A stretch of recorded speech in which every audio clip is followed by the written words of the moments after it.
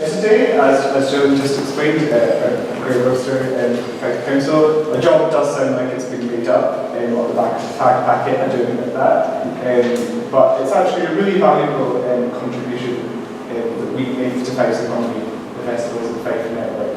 So I'll talk to you a bit about that today. So Fife holds over 25 festivals and 6,000 events each year. Some of those are really historic. You think about the Links Market in Kirkcaldy, you also think about the Lansfair in St Andrews. My favourite is in Inverkeithing, the hat and ribbon race, where the local shepherds would try and win the hat and ribbon for the world. That's the whole story. So it's really nice sort of niche festivals. So, festivals in Fife, who are we? Well, we're only one of 3 bodies in Scotland set up to kind of manage the relationship between festivals, local authority and any other cultural bodies. We were set up in 2013 with help from Creative Scotland and Scottish Enterprise, and we currently consist of about 10 festivals just now. Some of these are biannual as well. They've been active since 1982, so we've got the Royal Borough Pitting Arts Festival, which is really our oldest one, and one significant piece there was Ian Hamilton Finley's work when he was sort of going into Main Street Galleries. Our network extends beyond this though, the 10 group. We have media partners in the List and the Skinny. We're really supported by the Barra Theatre and Fife Cultural Trust, and we also have the Scottish Government as well. And they sometimes influence what we do as well and the direction that we take in the group. So how do we stack up? In 2013-14, we commissioned Culture Republic, who are a Glasgow-based research company, to conduct a research report into 10 of our festivals at the time. And they measured everything from accommodation and spend, right through to artists' spend as well, interviewing about 1,000 people. So we think we had about 42,734 visitors from Fife, Scotland, the UK and internationally. Now, a really interesting figure within this is actually the Fife audience, because some of the people coming from Fife were second home owners, so they were coming from other parts of the UK to second homes in Fife. And there are stories in some of the festivals about people buying up properties in Fife because of festivals. From this, we have 137,000 attendances, that's part of the stress of doing festivals, so sometimes you get in some spelling mistakes.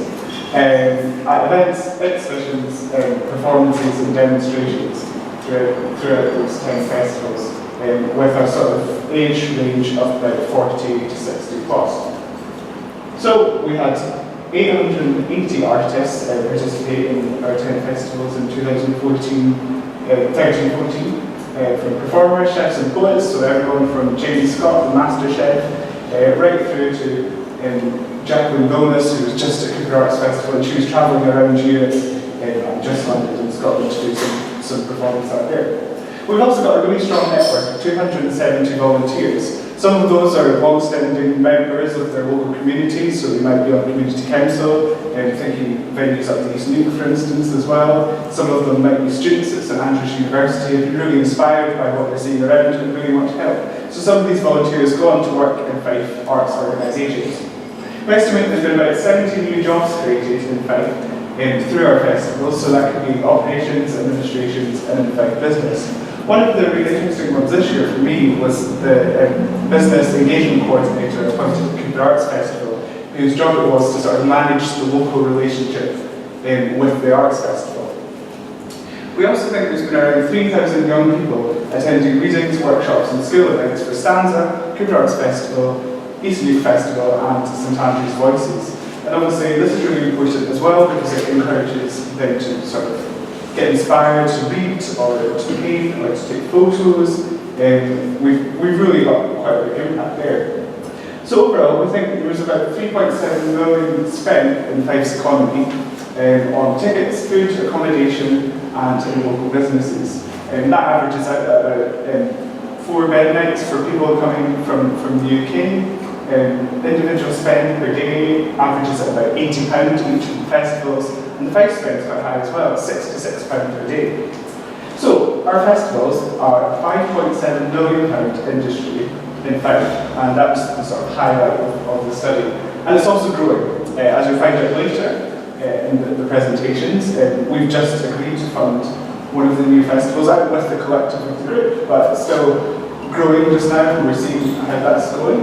And we kind of have to ask what's next. There's been a lot of political shake-up in the past few weeks. For creatives like ourselves, it's kind of a bit uncertain and we don't know the direction things are going in. So I just want to outline some of the things that we're doing as a group to really have some effect. So we're working with 5 youth arts who were set up under Creative Scotland as well. And we commissioned them to really capture the ethos of what our festivals do. So Graham Rennie, who's their director of film, has been around all of our festivals. He has really laid notes at some of them. And he captures all of these amazing performances, like someone reciting poetry on stage while there's drum rolling. We also really want to increase our social impact and provide new opportunities for engagement and research, both through primary, secondary and university education. As I said, we have a good relationship with students at St Andrews University, but I don't think we focus enough on that and what we can be doing to keep those graduates staying in arts jobs. We're also trying to establish a wider festival network, and we're currently working with Festivals Aberdeen to bring some of their directors down and see what we do, and hopefully later this year we're going to send some of our directors to Aberdeen into their festival. So we had the directors of Look Again Festival and NEOS Northeast Open Studios come down last week, which was great. Now this is really a pipe dream for us, is to have a festivals hub for Fife, with dance meeting and event space for all. We have a few fledgling festivals in Fife. We have a Student Run Arts Festival in St Andrews, which is the oldest in Scotland, the oldest Student Run Arts Festival, and sometimes they need a bit of support, so a venue that can do that, support them, and host exhibitions for everyone as well. So thanks for listening, and if you've got a crazy idea, please feel free to give me an email. On another note, I've actually got here of Harbour Gates, which is making the rounds in the council and the cultural trust. It's St Andrews Harbour, and they're looking for a new home. So if anyone could help with that, that would be great. Thank you very much.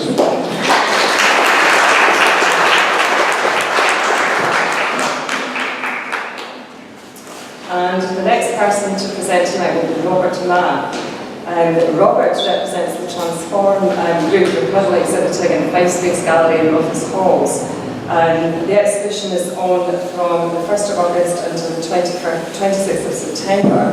And it would be great if you can come along to see it. It looks stunning in the space. It's in Rufus Halls, then it's moving to Mulgarry Centre. But Robert's going to tell you more about it. Hi there, my name is Robert Mann. I'm here representing 5 artists who have a show currently at the Rufus Halls and then later again in Los Angeles. This is the 3rd time I've done it. I really think we've made a really nice job with this time, so we're desperate to get people along to see it. So the girl who started off is Kate McKay. She's a Japanese artist. She's been living in this country for years, but she started off making these things with books where she's taking books and binding them really tightly and then setting them on fire. She seems to be setting them on fire lots of things at the moment. She likes transforming things through processes. But she's also decorating them with these sort of glass objects. She's finding natural objects, and then molding them to produce a sort of glass thing. So it's sort of like a man-made thing. That's like a conqueror. This is like a gonad. So it's very man-made. The book itself, which was man-made, has become very natural. So she's constantly playing about with these things. She's sort of very serious and thoughtful about her work. This is another book she's taken, and she's actually used laser cutter to cut out all these kimono shapes from it. So when you close the book, it looks like a normal book. When you open the book, there's this big empty space inside where all these sort of shapes have been removed. Kimonos are sort of deeply meaningful thing in Japanese. There's all these sort of meanings attached to different shapes of kimono. And the other thing that's produced from removing this thing is like another sculpture. So she's got these 2 sculptures. She's got the book that's empty and she's got the kimono shapes. And it's all related to her mother's loss of loss of use of words and language. Her mother's sort of lost. So it's very serious stuff for people. And again, it's that she's found these old ashtrays and she's trying to find new meanings for them, a new life for a thing that's virtually redundant now, so people smoke less. She's attached them to these sort of 70s style sort of string thing that used to do. Yeah, but every part of Kiko's work is very thoughtful, it's very meaningful, and contrast to Natalie, who's French, her work's very sort of free-form. This is free-form crochet, which is the coolest of all crochets. And so she's made this thing, it's about 8 feet wide, but she said she couldn't stop. She could have made it 80 feet wide or 800 feet wide. She's got videotape and all sorts of tapes and things like that, sort of meshed it together.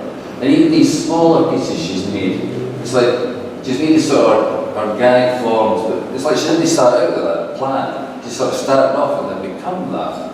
Although they're complete in the way that the other thing isn't complete. You know, they do look like living things. They look like something you see in their slide or some sort of disease you can catch. And she incorporates all these other things in them. So there's videotape, there's a newspaper, wire from sort of kettles, all sorts of things. Anything she finds, she will sort of try and crochet it. Yeah. So it's like, you know, if you go and visit her and you have a cup of tea. Oh, sorry, wrong slide. To show how sort of much control she's got over the form, she's also like made these, it's like a kimono style jacket. But it's obviously planned in advance, you know, it's not just something that's happened that way. So she can do it so that, you know, things just sort of happen with her, they just materialise, or she completely plans it in advance. These things, these long things she's doing, it's like, you know, if you went for a cup of tea, she would crochet your leg into it if you didn't move fast enough. She just keeps going on and on and on. And it's nice to get the contrast and sort of natural style that she's got compared to the really sort of meticulous sort of pre-planned sort of style of Keiko. This guy David Henderson, who is exhibiting with us this time, but he's now left the group. You know, it's a group of 5. You know, if anybody else wants to join, anybody out there wants to join, there's no reason why next show can't be a group of 7 or like a group of 3, where you can turn for one show. So he found lots of like cardboard innards from packaging, and then he's made ceramics as a result of looking at them. He's looked at the process and the colours and the shapes and the textures, and he's made these other things, and all fit together sort of beautifully. You really want to touch them or lick them. You know, they're really nice looking things. But unfortunately, he's now left us. But the guy he did it with, Simon, he's still with us, and he's made like these. He found lots of mud trees. He's stuck lots of plates. He's a ceramicist, he's got lots of plates and cups and things like so to produce this sort of garden of trees. And put it in this fuel bar, which he's made out of pegboard. Because he used to, as a child, he used to live above his dad's hardware shop. He used to sell stuff off pegboard and things, so also relates to his childhood. These sort of ring trees he's made, they're sort of big, huge things, you know, they're massive. So he's taken something that you buy normally in Lanarkshire. He's put all these little birds that look like leaves falling off the tree and in these little metal buckets. So there's lots of stuff in these little birds. He sticks them in vases, he sets them out separately. But I mean, Simon's work's great, I love Simon's work, and you really need to come and buy it now because, you know, in 5 years it's going to be worth 100 times what it is now. So you've got to come along the show and buy it while it's cheap. His stuff's great, I really love Simon's stuff. And you can imagine that he's now doing sort of bigger birds, like pigeons and things. Imagine doing the whole of Trafalgar Square in these sort of ceramic kitchens would be fantastic. This is my stuff, which is based on the idea that people like shiny things. So that's a Buddha that I've found. Sometimes I make things, sometimes I find things, or I construct things, or a number of things. You know, and it's all like Tarek's tea cakes, you know. So you take the biscuit and actually eat it. I've actually eaten thousands of these things. That's for a show last year, I put in a stone. Just one sort of show. I'm trying to get other people to give me their wrappers.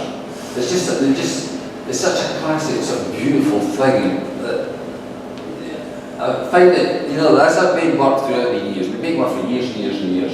You look at work, that's fine, you know, hopefully somebody will buy it, I couldn't care less, you know, these things actually make them think, well, actually I like them. For the first time in my entire life, I'm actually making things that I actually like. I actually like the look of it, I'm actually sort of proud of them. And it makes a huge difference to what you're doing. So I do really massive things, or do like the Dome of St. Paul's or something sort of massive thing. Or complicated things like this bird cage, which is really very fucking ages to do. It was so pitifully to do. It was worth the effort. And I was really pleased with it. I'm so glad to find something at last that actually pleases me and makes it worth doing. I started to do more 2D work and other wrappers as well, not just sort of trying to keep it. But as I said before, it's more to get people to buy them, because people have got room for 2-dimensional objects in their house, they then have so much room for 3-dimensional objects. So that's the reason to move to 2D. So hopefully you'll come along and see it and you'll buy something you might like it, but even just to come along to see it and say, that's shite, just come along with it and probably see it. Thank you.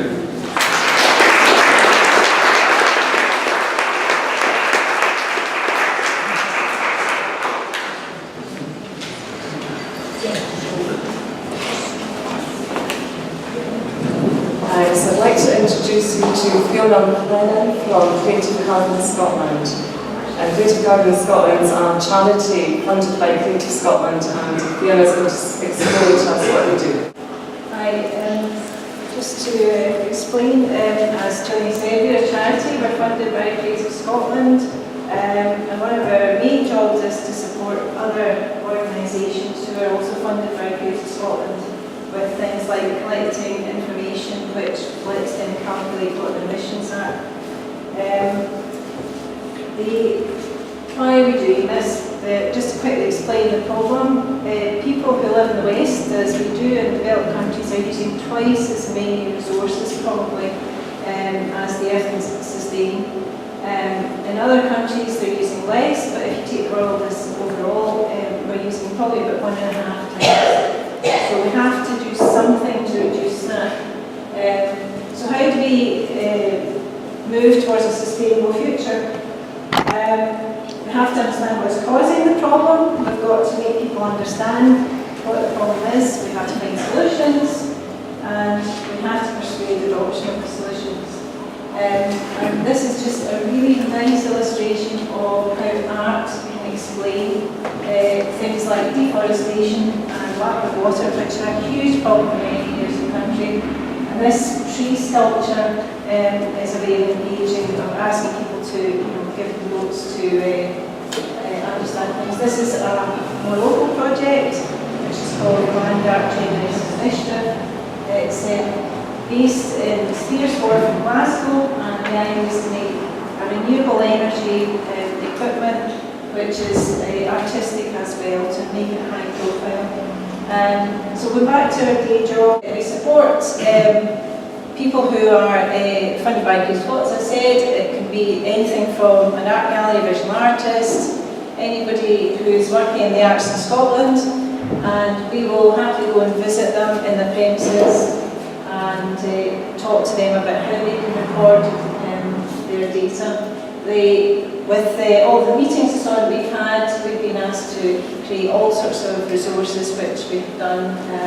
For example, we have a website where you can record travel, and that will automatically calculate emissions. We also have simple things like spreadsheets for people to work out how they're using their energy in their buildings. Another project is the Green Arts Initiative, which is been adopted by lots of organisations, and this was a photograph we took in Stornoway last weekend, just to show that they've used that as a way to ask their patrons to shut the door, basically. This is some work that we did talking to over 100 organisations. We asked them what they did, we asked them how they engaged with the Green Agenda, and how many people knew how to report their emissions.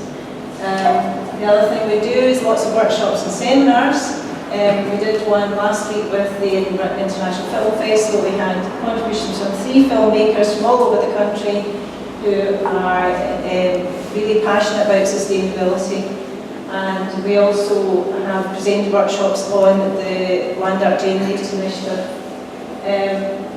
We also run Green Teas events. These are informal events which happen roughly once or twice a month to bring artists together with people working in sustainability. We are on all sorts of different topics, and we're happy to fund people if they want to hold one of their own. We can provide about roughly £150 or so for maybe accommodations and refreshments. So if you would like to hold one, just let us know.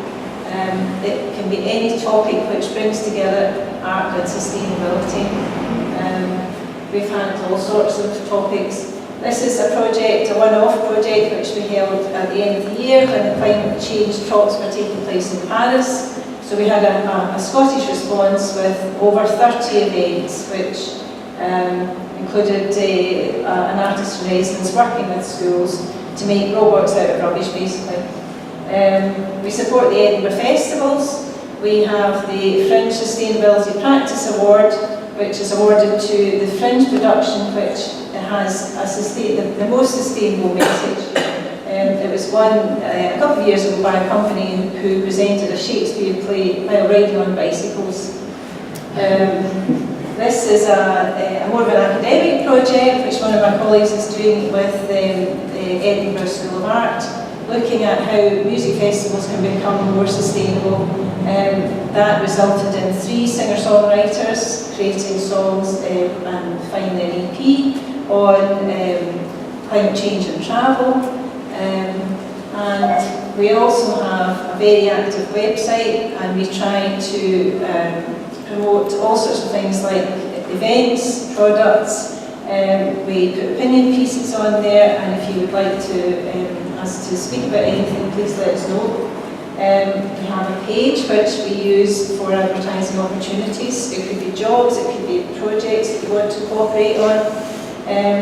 This is the most popular page in our whole website, so if there's anything you want to put on that, again, just let us know and we'll advertise it for you.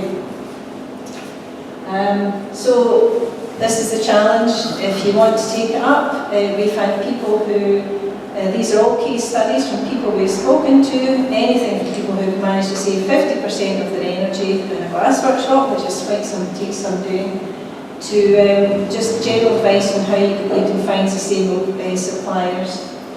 So anything, just go to the website. There's all sorts of stuff on it, and send us an email if you would like to talk about your project. Thank you very much.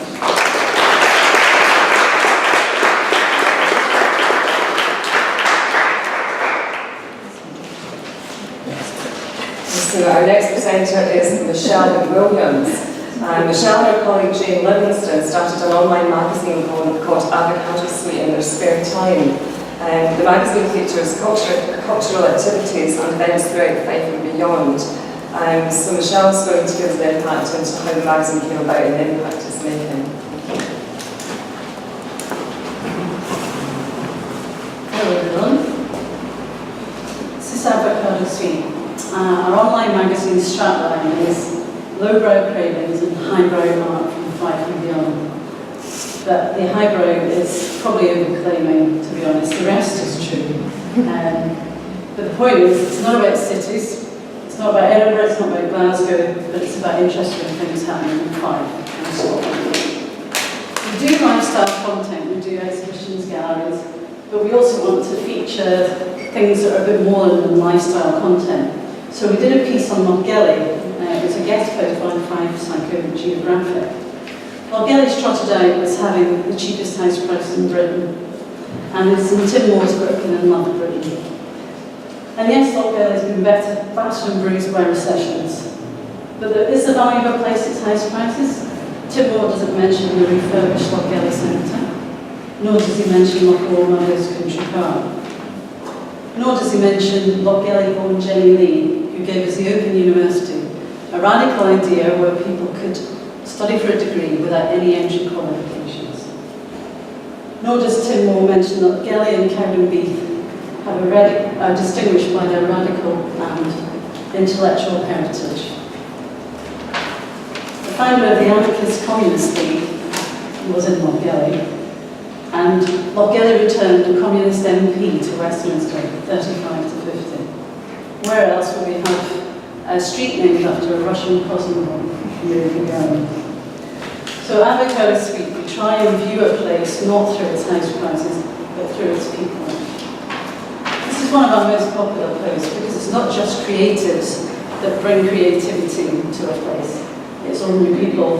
This guy, Jock, is a joiner. He's now got a freeholding at Crossgate.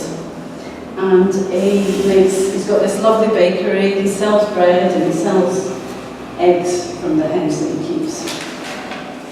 So, ordinary people, likewise, this is a photography project by Caroline Trotter, and it's fishermen from the East Uke. This was really popular.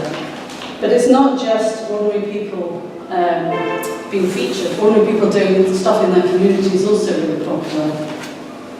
These are the two people that started the Scythe Community Market, Sharon Wilson and Stephen Leckie. They've done an amazing job. I don't know if you've been to a Scythe Community Market, but it's really popular. And tonight we're in a venue. Ian Moyer's community action that he's taken has given us this venue tonight. So, as well as people, we feature the scenery, because Fife's good at scenery. The coastal path is now known in the UK.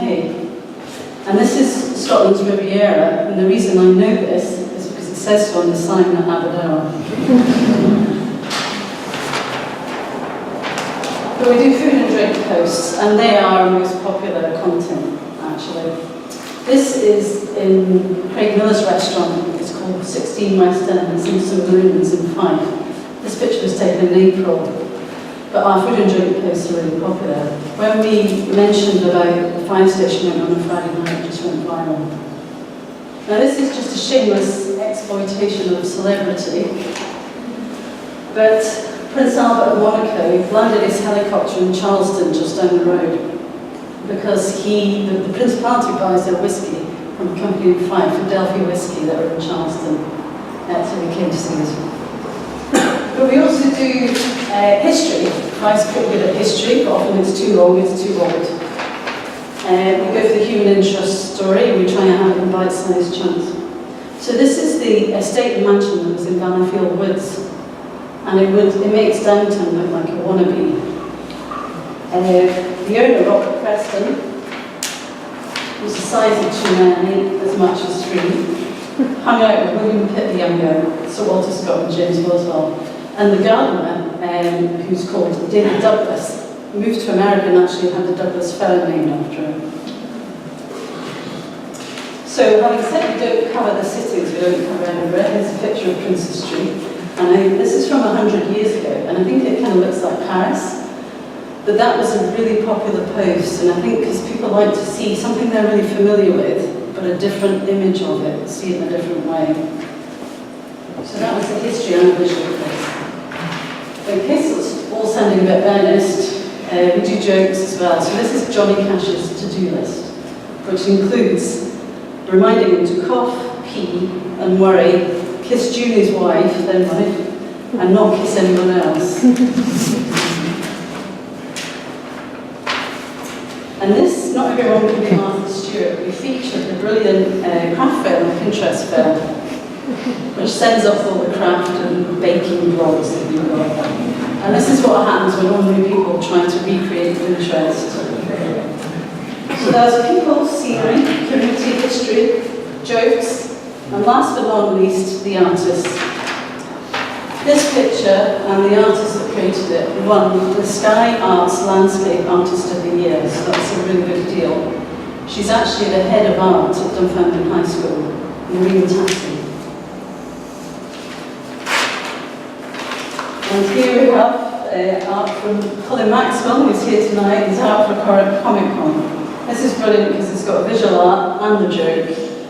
And when we featured artists, some have even sold stuff as a result of this feature. But what we're trying to do is a cumulative impact of the magazine to show that there's interesting things happening in Fife. This was a vintage wedding, and they used all suppliers in Fife. And this is a vintage cocktail glass supplier called Green Cockatoo. So that brought all the suppliers together in one post and gave just a brilliant impression of Fife.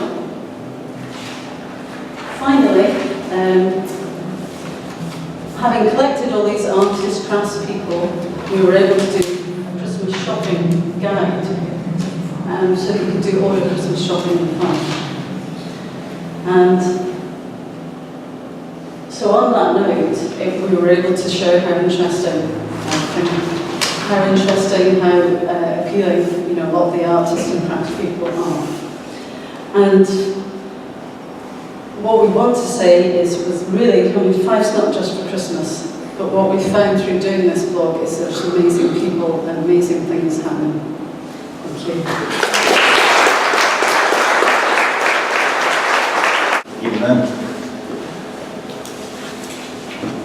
So my work first grew to prominence about 6 years ago. At that time I was working in Berlin and I was influenced by the music scene there. It was very sort of documentary approach and I was using a lot of lo-fi equipment.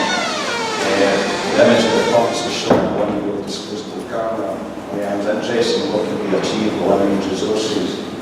This was a project on gentrification of one of the districts in Berlin. And this is when I started sequencing images and became interested in the space between the two floors and made my work a bit more ambiguous at this point, really employing the viewer to make their own story.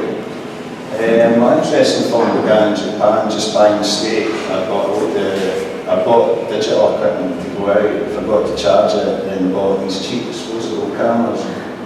And I was sort of really taken by this painter with quality when I developed the work. So this is a quote from a mood board from a recent project. And Degas was a painter that used artificial light to bring sort of everyday scenes to life. I became interested in doing something similar with natural light. And making these seemingly banal scenes more interesting within a sequence of images. So these are all works from the most recent project and just an extension of the everyday snapshot. Using natural light and photography techniques such as selective focus and depth of field, I'm still exploring that painterly element to the film. But I'm trying to incorporate a sense of poetry to each image and really create a more vivid story within my work. Photography pushed painters into the sort of modernist era. Picasso's saved photography, pushed them into cubism. Sort of influenced by surrealist painters, and I'm trying to bring an element of symbolism. For example, the white horse has various spiritual meanings within different cultures. So, Coast Along, it's a play on words. It's challenging negative perceptions of artists, particularly within rural areas. All the images are shot along the Fife coast. And I was keen for this body of work to really reflect my surroundings that I'm in just now. I've not been to Berlin for 3 years. So my last solo show was in Urban Outfitters in Edinburgh, and I had a series of diptych and triptych images. The biggest challenge I faced was really putting across the 2 or 3 images with one piece of art. So I looked to address that at the start of the year. So I'm printing my images now as Japanese scrolls. Each scroll's got a minimum of 4 images, and the idea is, as the viewer unravels the scroll, they're prompted to make the connection between each image, then explore the scroll in its entirety. The paper I'm using is a Japanese paper. It's mulberry based, and so it's very textured.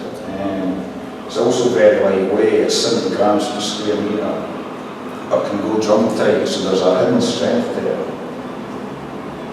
So here I'm exploring the properties of the paper, and I'm really looking at that paradox between the fragility and the tenacity of the female model.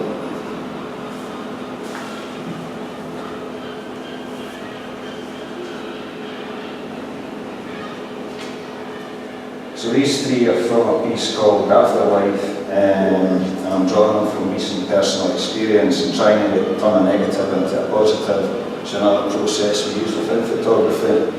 I'm looking at Eastern philosophy of reincarnation and rebirth. When I first created my mood board, I opted to use soft and subtle tones, not only in terms of the colour palette, but also in a vocal sense. The colour palette dictated the film I would use, and as the work evolved, I noticed it had this very prominent feminine quality to it that I wanted to explore further. These are from a piece called Motherhood, and when I first met the model, we decided to do something with a spiritual aspect to it.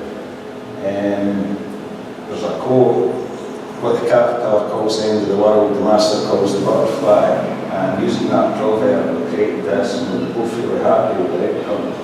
So just another insight into my practice. I've got an idea of what I'm wanting to shoot and the message I want to put across. Sometimes the flow doesn't always work. So there's an element of moving images around within that picture.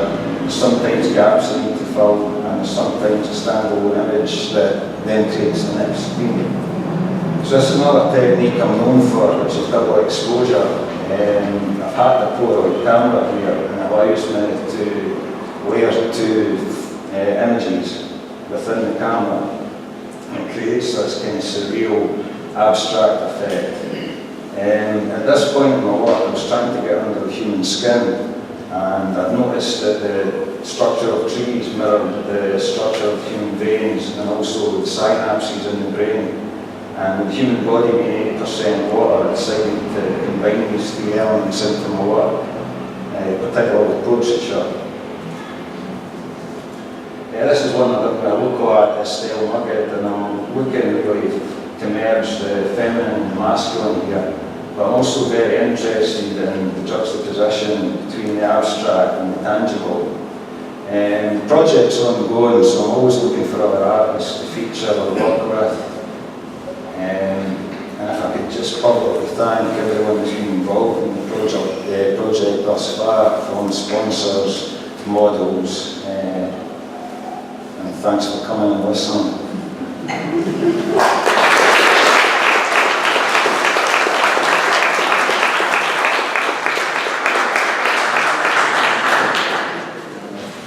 Can I just say that Scott's going to be exhibiting some of his work in Office Halls later in July, and I would encourage you to come and see it, because the images are lovely, but once you actually see them presented on the mulberry paper, they have a transparency and they're very, very unusual. I haven't seen anything like this before, and I just think they're beautiful, so I encourage you to have a look. So our next presenter is Ben Lang, and Ben is an online marketing consultant. And when Ben approached me about his talk, I was very keen to have him, because we did a consultation with our Creative Life Network recently, and one of the areas of support that was identified that they were looking for help in how to market their work via websites and social media. So Scott's going to talk about what he does, and I'm sure you'll find it very inspirational. Sorry, Ben.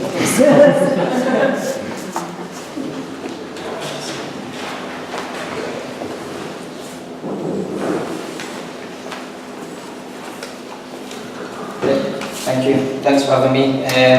So first, can I get a show of hands, for who's got a product, service, or idea? Okay. And also, we'll call this a PSI. Also, I just want to get another show of hands if you've not got time to promote your product, service, or idea. That's the usual problem. So today I'm hoping to help you with that, showing you how to drive traffic to your website using Facebook. But first I'll tell you a wee bit about myself. I grew up in a small village called Tool, which is just outside Dunfermline, you'll probably know of it. Since I was maybe 12, I've always fancied the idea of starting my own business, getting rich, and retiring young like this guy. I think this has mostly come from a dad, who's here tonight, who calls himself unemployable and has run various businesses his whole life. He always got me watching these videotapes of businessmen speaking at seminars about finance and investing. But at such a young age, I didn't really know what they were talking about. So, fast forward to now, I now run a web design and online marketing service where I help businesses get more sales from the internet using search engine optimization. We also build WordPress websites and help them with social media marketing. Search engine optimization is also known as SEO. It's getting websites higher on Google on their search results for keywords that your customers. I love everything to do with entrepreneurship and being different. The truth is, I'm here because I fear talking in public to large groups of people like you. But I'm a big believer in the fact that to remove your fear, it's better to just go and do it. So that's why I'm here. So even if I inspire or motivate just one person in this room, then tonight will be a success for me. So I've now been getting lots of results from my customers and my own business using the strategies I'm now going to show you. So here's an example. I started a business back in February this year selling safety gear on Amazon to welders. Although I know nothing about welding, I've been using my market knowledge and experience to target ideal customers who'd be interested in my products using Facebook advertising. And I let my dad, who's a blacksmith, worry about the welding gear. I've also used a method called by social media guru Gary Vaynerchuk. He calls it infotainment. And infotainment is basically a combination of information and information, info, and entertainment structured into a well-crafted Facebook post. One of my posts on Facebook recently went viral by using infotainment, plus a small advertising cost, which takes very little time to set up and it's extremely cost effective. For example, you can boost a post for, it was about £8 the last one I've done, and that got me thousands of views to that one post. So it's a really good way to get some exposure. So we've now made additional sales with that post that we've done. Hundreds of additional sales. It was shared and liked hundreds of times just from using that boosted post in the right way. So that's an example of one of the posts. You can see the reach at the bottom there, you get the sort of orange bar, and that's how many people actually seen that post. They got shared and shared a bunch of times, and just because it's like funny and it's informative and telling them what to do, that's how it worked. So we've now made $13,000 in sales. This is actually, I should have taken a screenshot after that, that's when it was at 12, but we didn't have enough time to update that. That's on Amazon.com, that's why it's in dollars. We recently ran out of stock, so it's taken a small dip in the last month, but we'd call this a high quality problem because we ran out of stock. Running out of stock was made more sales than expected. So now I'm just going to show you the three main elements behind the post. Number one was I boosted the post with Facebook paid advertising, targeting the right audience that would be interested in my product. This can be done by clicking on the boost post button at the bottom of your posts. It has to be on a business page post. Then you can set up Facebook advertising in a campaign to push this post to as many people as possible. And then you can advertise using the advertising settings to target the correct sort of demographics, which is the age, sex and location, plus their interests, which I think is called psychographics, demographics, and that's just like their interests. I'll explain that later. Number two, I kept the post short, snappy, and use infotainment to make it fun, while sort of like promoting their product. The most important thing that this does is it doesn't look like an advert. It just kind of slips into the feed on your Facebook page, because if you see an ad, I'm running behind my slides so they may not make sense. The last one behind that was the call to action. It had one obvious call to action to say click here and buy our products on Amazon. So they're the kind of marketing strategies that I help businesses with. If you found this helpful at all, I've got an online course, which was the slide before that, on Udemy, and you can learn to build a WordPress website yourself and promote your website with search engine optimization, SEO, and I also offer one-to-one training, or I can build your website for you with my web design service. So now I just want to leave you with this. If you've been putting something off, such as public speaking, or something you know that you'll benefit from doing, be confident before you're competent and just do it. Thanks.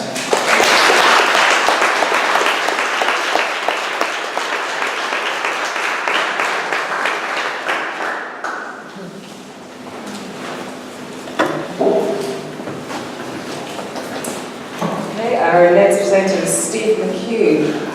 Steve is a dyslexic inclusion specialist.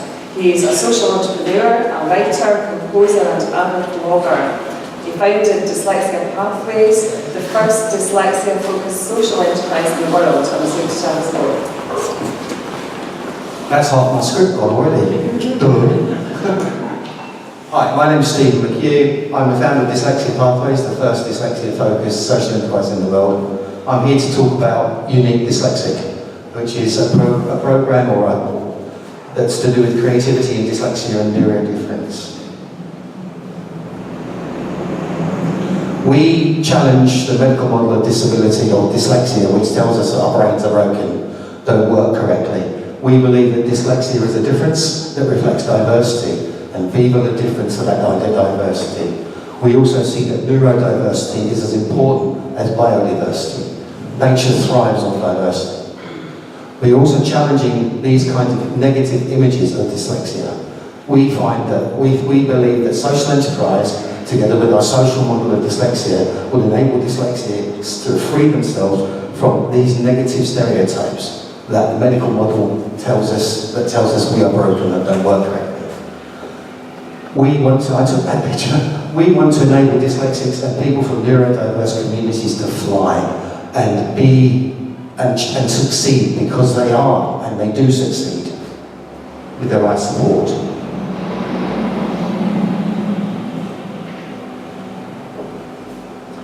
So, Unique Dyslexic, we got together with a number of organisations and some funders, and what we did was we decided to deliver 5 free creative workshops. We did creative ones because many dyslexics have mental health or problems with self-esteem and self-confidence, and we know creativity helps that. So one of our workshops was this fused glass workshop with Jimmy Vicious. I'd like to tell you that each one of those, many of those that came along had never been in a room with another dyslexic or talked about being dyslexic with to anybody else. And that was a really good first step. Here is one we worked with Furniture Plus, in which we converted old furniture into nice brand new stuff. The idea was that people were to come away with something that they completed on that day.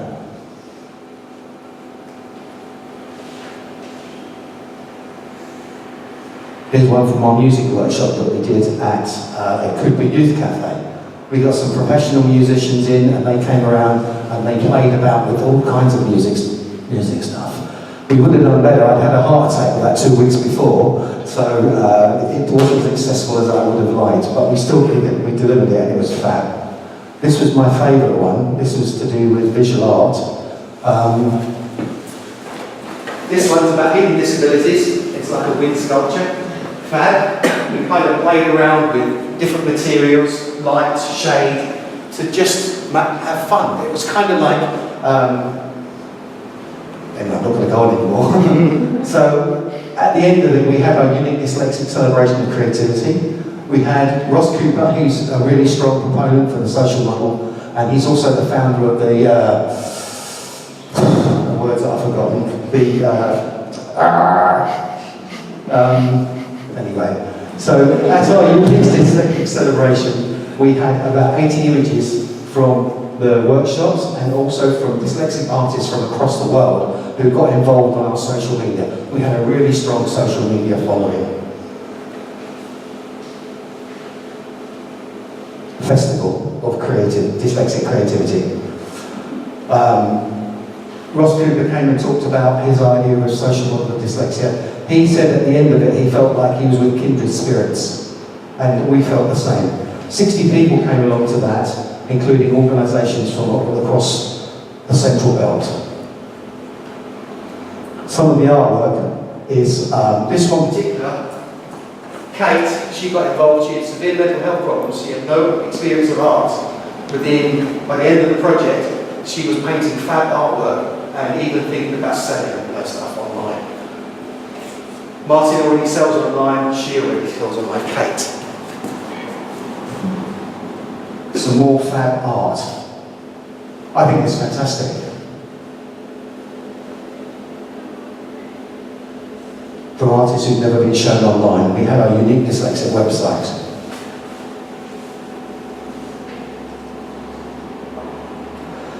So at the end of the day, at the end of the project, we'd had press, we've had radio, we've shared it online across the world. We've got together with organisations, dyslexic organisations from across the world. We've raised the profile of the social model of dyslexia and how to be more positive about dyslexia and how to challenge this old medical model thing. My experiences as a musician and as a teacher, and so I thought it might be time to get myself some IT business training. So I went on a 20-week business incubator and was lucky to be selected for the Scotland Can Do Scale, the inaugural one. Kind of gave me an idea about something. So I got together with these students from Edinburgh University. They're called Fresh Start, and they're kind of like a business consultancy. And they did some a feasibility study for us.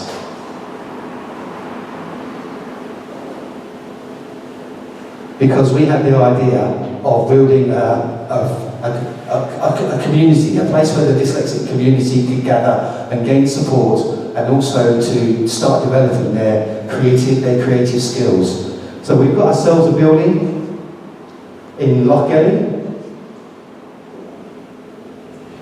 We've also started to sell T-shirts which enable dyslexics to advocate themselves for a more positive profile of dyslexia. We've sold a few of those. We can do with some marketing support. Hint, hint, nudge, nudge, wink, wink. Here's our team at the moment, but in order to get our dyslexia hub off the ground, we need the support of people who have got experience of running that kind of project, who would like to donate their time to enable us to get the project off the ground and up and running, and stop this idea that 50% of dyslexics, 50% of people in prison are dyslexic, while 35% of entrepreneurs are dyslexic. We want to change that. Too many dyslexics are languishing in prison, not because they're criminal, but because our education system has let them down. We want to change that. We believe that we are going some way towards doing that, but we could do a lot more, with some help from people in Fife, if anybody wants to donate their time. Thank you very much. Thank you very much for you guys for giving me the platform.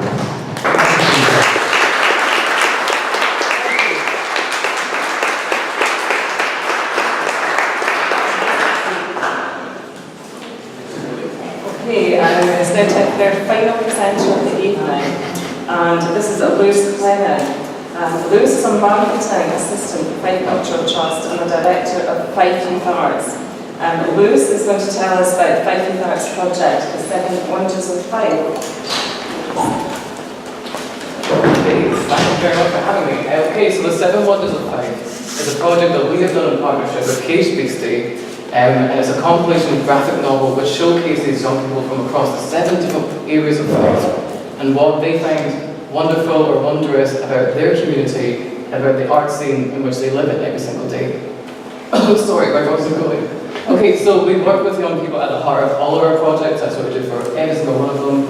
So we create the narrative together, and the narrative is of an alien called Zorg who comes down and crashes into Leavenmouth, and who's sort of immediately separated from his spaceship. So he has to sort of travel around Fife and find where he's going to go, and along the way he meets lots of talented young people who teach him about life a little bit. And this is our very own Fife Youth Arts conductor, Emma Hunter. She finds the spaceship in the street, and like I think we all would do, she takes it home, which is wise. Okay, so yeah, we start off the story of the 7 Wonders in Leavenmouth, and that's a really great introduction for Zorg. He meets Collision Youth Theatre, and they're a very fantastic group who really create lots of very organic, natural pieces of theatre, showcasing the lives of young people through that sort of method and through that art form. And all the pieces are very innovative as well. And we also sort of finds out about the sort of performance spaces, like last year at our Fringe venue, like it's also called Fringe, they got to perform. They're coming back this year as well. We're delighted to have them. Look them up on their website, they're like amazing, they blow my mind. Okay, and then after that, the slides are going, but I am, so it's fine. In North East Fife, Zorg goes around St Andrews, Crail, Cooper, and he actually goes to Cooper Youth Arts Cafe, as mentioned before, what a great tie-in. And that's where he meets Cuba's Art Cafe and their kind of way of communicating, but it's through different media like live music and like animation. And it's just this really great way of showcasing young people's ideas and their issues in a really innovative, different way. It's not just talking about it, it's really communicating it through art. So yeah, Zorg travels around 5. I'm not going to go over like every different area and what he finds out. You can find that out yourself when it comes into print, more on that later. So he goes like digital cafes, cake making classes, a whole different range. And in Dunfermline, he actually meets a young group who aren't really particular performers or artists in any real way. They really are passionate about the arts. They don't assign themselves to anything. And they just sort of came together. I'm in this group. Look at that face. So handsome. And in that, sorry. And in this group, we just sort of thought, well, what can we do for Dunfermline? How can we give to the community? What can we actually do? And so we had the idea to create a kind of pop-up gallery space, which would showcase the 4 different high schools in Fife, and Dunfermline, sorry. 4 different high schools, and showcase their work and bring them all together, invite them to sort of take part in the community art scene, and to show them that they don't have to go to art school, they don't have to go to Edinburgh, there's still a lot of opportunities right in their own time. Let's just give you that opportunity, let's create something really good. The gallery didn't really work out. There's a lot of different things, but it just didn't work out, that's fine. I'm still so glad it gets to be in the 7 Wonders, and I'm so glad that it sort of shows young people that I feel like we're always so vulnerable and not really wanting to commit ourselves to showcasing our work and to be flawed and vulnerable. So it's good to say like failure isn't the worst. You just do the thing. It doesn't have to be perfect, just do it. And that's fine. So the end of Zorg's adventure is on Kirkcaldy in Adam Smith Theatre, which is a 5 plus venue. Thank you. And it's on the 5 People Out's birthday as well, so we had all of our partners, all of our young people, all of the people who have been with us for this past year, and in the 7 Wonders, there to launch Zorg back into space, which is fantastic. It's a really great contribution to a really great sentence. So there might be a sort of very simplistic story for the 7 Wonders. It's about an alien trying to find his way, traveling around Fife, but it of course has such a deeper meaning as well. This is not just a chance for young people to sort of say like, this is what I do. It's a chance for their opinions and their comments to really have meaning and weight, for those to be documented and actually carried forward in our future events, and to really dictate what we do and what we provide for Fife. And this is just this is part of the comic strip where we sort of realised Emma's had the spaceship all along, and we were all kind of like, hey, bring it back. Okay, so as much of this is just a showcase of Fife's young people, it's also really a showcase of Fife as a region. We're so surrounded by beautiful landscapes. Someone said that before, and it's got such deep history that we don't shy away from. We're not like, we're modernising Fife. We're so happy that we live in such a culturally rich area, and to shoot on location as well. I know for a fact when I looked over the 7 Wonders in whole, I was kind of thinking like, oh my god, I live there. Like, that's so cool. I get to see myself represented in a piece of actual media. That's for me. It's great. So young people really help us dictate our programming, what we do. Like our multi arts festival at Kirkcaldy, Festival 15 was last year. This year, Festival 16. Our workshops, our fringe program, which we're doing this year. We have over 200 different hours of performances by young people, over 28 different companies producing work for young people. It's going to be huge. I'm the marketing manager, I don't know how I'm going to do it. And we also have gallery space, it's going to be terrific, and it's also going to be really good insight for young people who are performers. Because we don't just have young performers, we have young people doing the whole behind the scenes as well, like box office, marketing, everything. So it's to show them that there is a lot of room in the arts for them to expand. It doesn't just have to be a performer, it can be a lot of different things.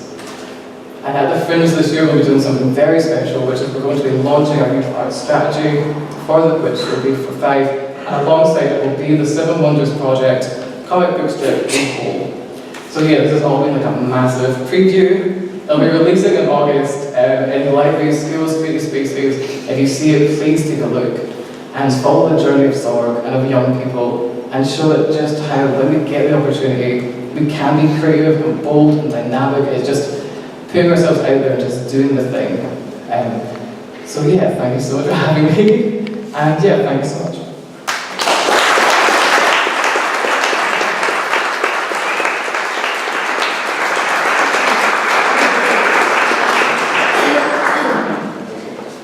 Well, as you can tell, it's a fantastic privilege having lots of young people, 3,000 young people we've had through Fife Youth Arts, working with Fife Cultural Trust. The downside is that you then get the opportunity to go on after lots of these young people who have just inspired the room. However, here I am, and Lewis Crosby's on his own tonight, I think, in terms of coming forward with an inspirational story. I thought all of the speakers tonight were excellent and all very thought-provoking about their own particular interest. I had a special request from Michelle, who forgot to mention at the end of her presentation when she was talking about avocado sweet, that they're really interested in getting anybody who would like to help, in particular in terms of guest blogging. So if you are interested in doing that, please get in touch with Michelle. But I mean, this is drawing the evening to a close just now, so all of the presenters I think are still around, so please do take the opportunity to speak to them. You'll have noticed that Rory's been filming away tonight. Probably most of it is my left shoulder, so I got in the way a little bit earlier on.